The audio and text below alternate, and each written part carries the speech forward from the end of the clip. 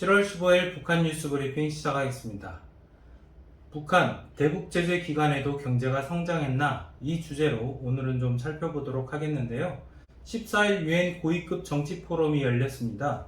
여기에서 북한은 지속 가능 발전 목표 이행 현황을 담은 국가 보고서를 발표했습니다. 북한이 국제 무대에서 공식적으로 자신들의 상황을 발표했다는 점에서 의미가 있겠는데요. 오늘은 북한이 발표한 국가 보고서를 살펴보는 시간을 갖도록 하겠습니다.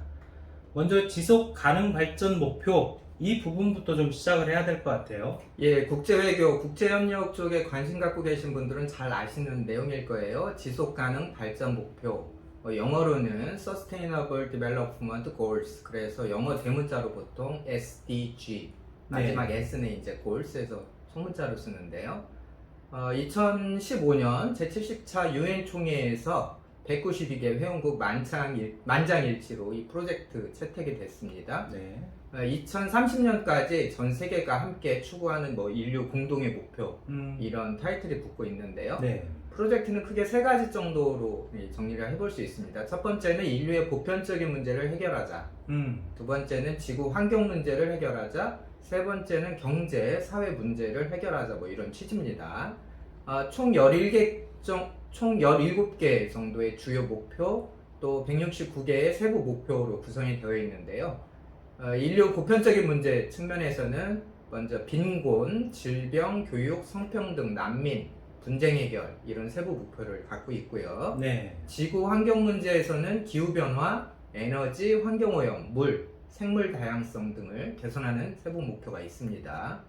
경제사회 부분에서는 기술, 주거, 노사, 고용, 생산, 소비, 또 사회구조, 법, 대내외 경제 등을 개선하자는 세부 목표를 갖고 있는데요. 네. 이 프로젝트는 각국 정부뿐만 아니라 국제기구들도 적극적으로 참여를 하고 있고 또 기업들도 열심히 좀 받아들이고 있습니다.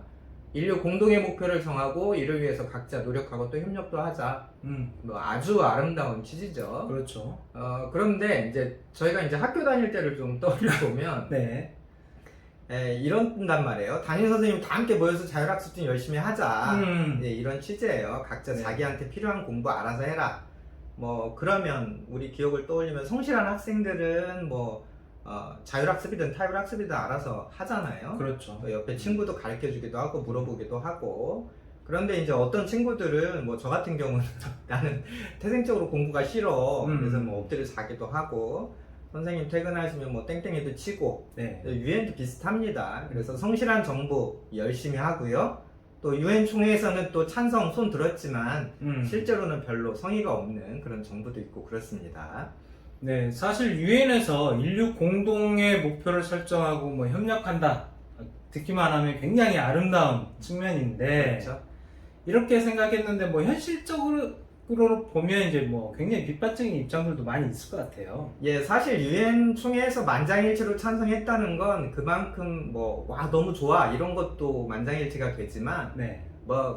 그런가 보네, 나한테 손해될 건 없네, 또 이럴 때도 만장일치 나오거든요. 그래서 네. 제가 방금 17개 주요 목표 불러드렸는데 예를 네. 들면 인권 같은 게 빠져있단 말이에요. 그렇죠. 그래서 어떤 분들은 지금 시리아를 좀 보자, 베네수엘라는 어떠냐, 미얀마 저거 어떻게 할 거야, 유엔이 뭘 할 수 있어, 이제 이런 이야기 하시는 분들도 있긴 있습니다. 네. 그러니까 예를 들면 자율학습을 열심히 할 생각이 없는 학생들, 자율학습 시간에 밖에 나가서 다른 학생들 돈도 뺏고 술도 마시는 이런 학생들을 자율학습이라는 아이디어로 품을 수 있느냐, 행실을 바꿀 수 있느냐, 우리가 이런 거 다 경험을 해봤잖아요. 그렇죠. 또 한편에서는 이 거대한 프로젝트를 네. 15년 한다고 해서 되겠냐, 이렇게 제기한 안건만 보면 이거 60년 한 사람의 환갑 나이 지나도 도달 어려운 목표다 이렇게 말하시는 분들도 있고요. 네. 또 당장은 코로나 네. 이 상황 때문에 이 코로나가 인류의 생각과 삶을 완전히 바꿨는데 이걸 계속 붙들고 나가는 게 맞냐, 이렇게 생각하시는 분들도 계신 게 사실입니다. 그러고 보니 각국 정치인들이 이 프로젝트를 제대로 이해를 했는지 일단 그것부터가 좀 궁금한데요. 예, 아주 좋은 지적이세요. 각 나라의 그 직업 정치인들이 이런 네. 아름다운 가치를 진심으로 받아들이느냐, 또 유엔에서 사실 합의한 내용은 일종의 권장사항 같은 거거든요. 그래서 그렇죠. 이걸 기준으로 해서 각 정부가 자기 목표를 자기가 정하는 겁니다. 예를 들면 우리 정부의 중점 목표만 놓고 보더라도 유엔의 권장 내용과 이렇게 좀 안 맞는 부분도 있어요. 빠진 것도 있습니다. 제가 유엔 17대 주요 목표에서 이제 주거도 말씀을 드렸잖아요. 네. 근데 우리 정부의 중점 목표에는 사실 주거 부분이 없어요. 어. 그럼 뭐 현재 이제 이 정부 들어서 뭐 전월세 2배씩 뛰고 지금 뭐 주거 문제 난리가 아니죠. 네.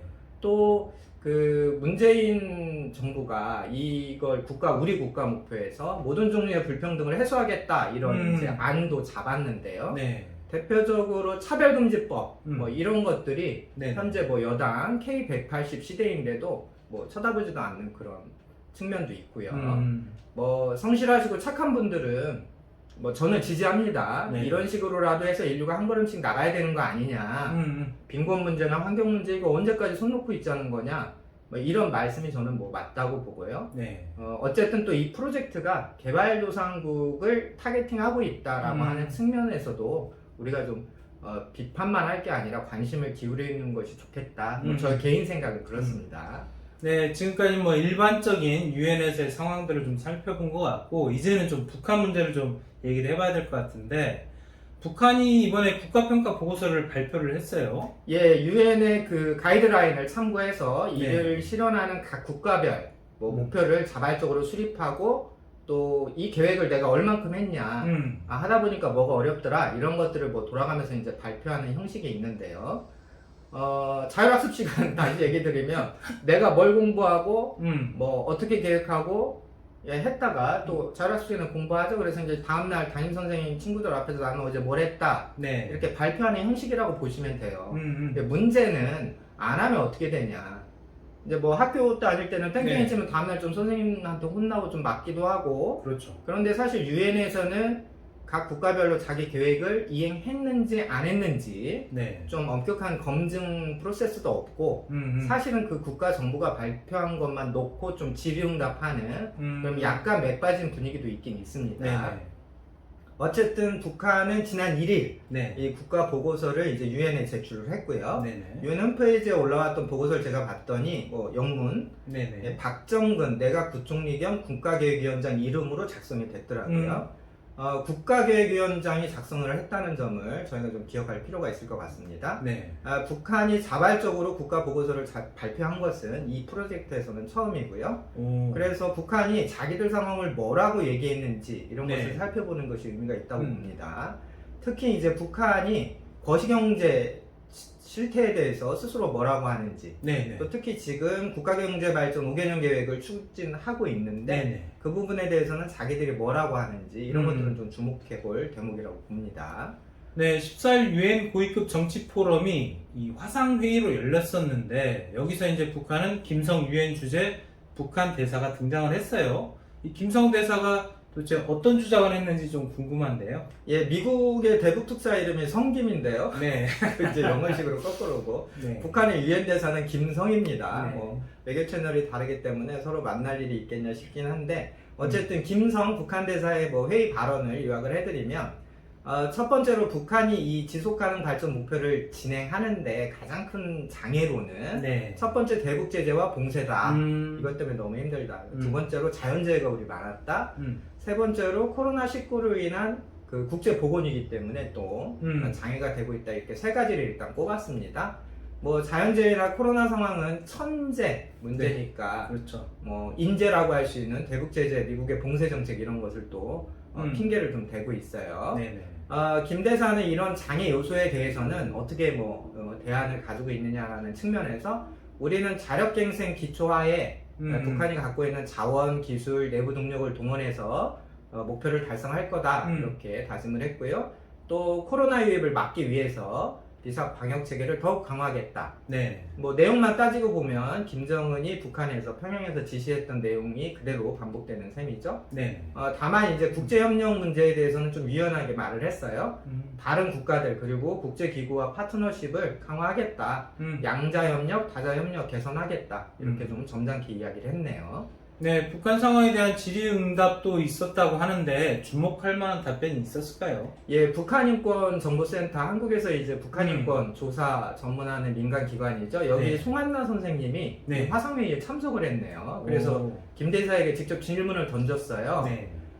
내용은 북한이 지금 사회 각계각층에서 조직적인 차별을 지속하는 거 아니냐, 자력갱생이라는 명목으로 주민들의 노동력 착취하고 있는 거 아니냐, 네. 또 코로나 방역 핑계로 북한 주민들의 식량, 의약품 이런 문제가 생기고 있고 네. 이동의 자유 너무 통제하고 있는데 어떻게 할 거냐, 뭐 이런 질문을 던졌는데 네네. 예상대로 김 대사의 답변은 이건 허위와 날조의 그 자료에 근거한 또 북한의 명예를 고의적으로 손상시키려는 의도니까 뭐 답변하지 않겠다 이런 식으로 질문에 대한 답변을 회피했네요.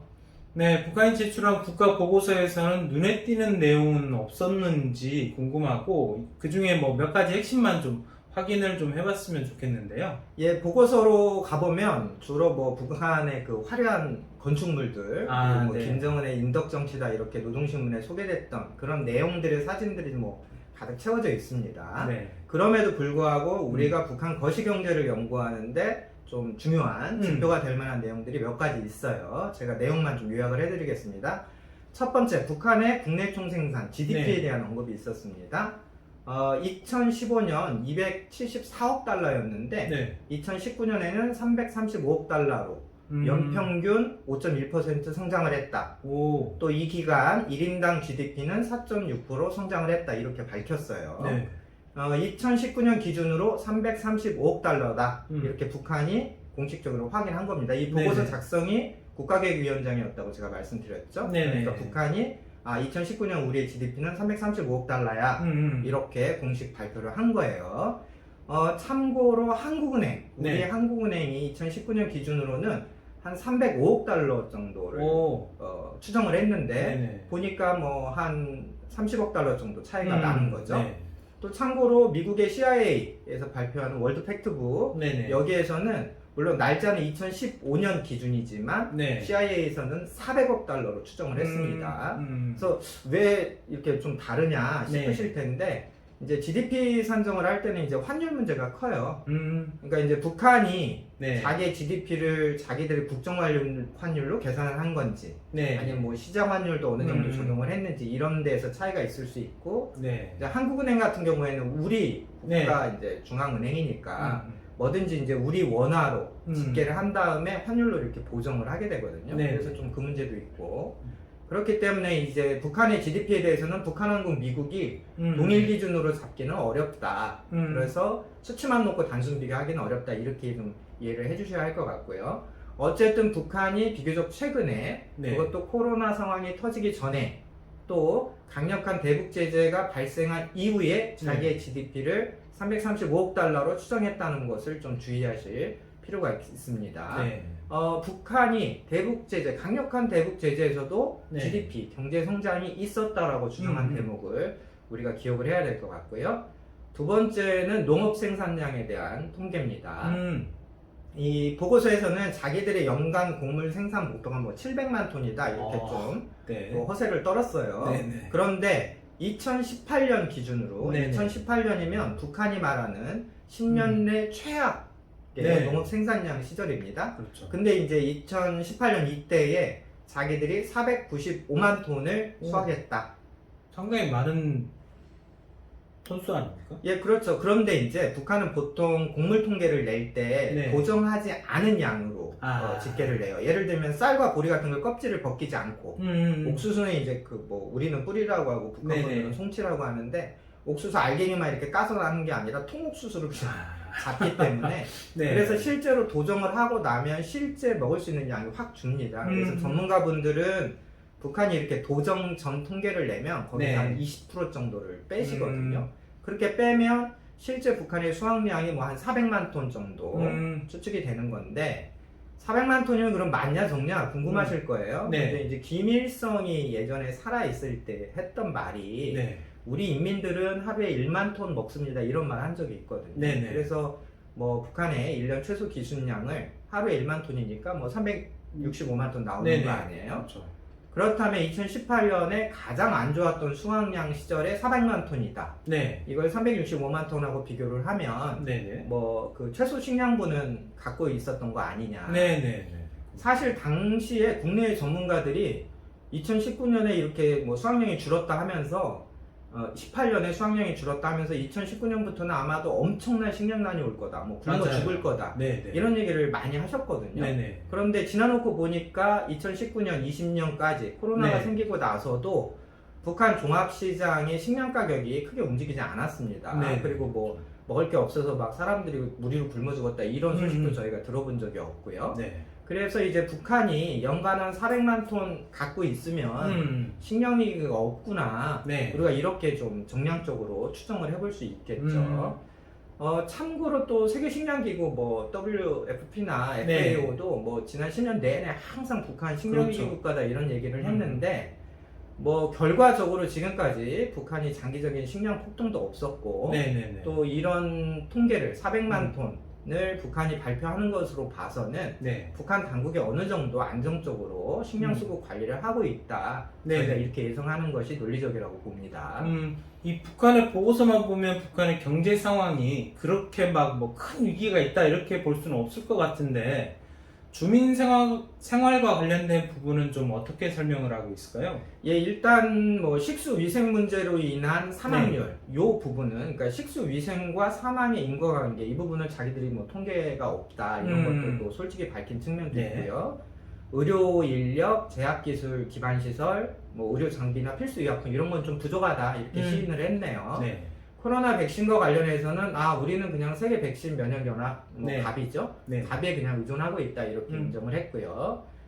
보고서에서는 뭐 가장 시급한 현안으로 에너지를 꼽았어요. 에너지. 그러니까 자기들의 총 그 전력 생산량 혹은 네. 1인당 뭐 전력 생산량이 모두 감소하고 있는 추세다.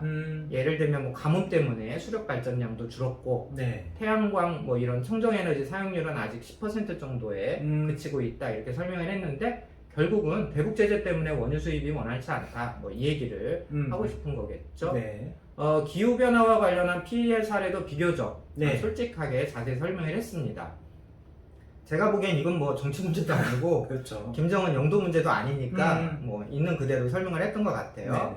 네네. 내용으로 보면 기상 관측 이래 두 번째 이상 고온이 북한에 그동안 있었고요. 네. 또 두 차례 큰 태풍 피해도 있었고 황사만 6번, 네. 뭐 우박 피해도 2015년에 있었다고 그래요. 네. 2016년에는 두만강유역에 큰 홍수가 났고 그 외에 2018년과 20년 사이에 뭐 고온, 태풍, 홍수 이런 것들이 계속 이어졌다 소개를 네. 했어요.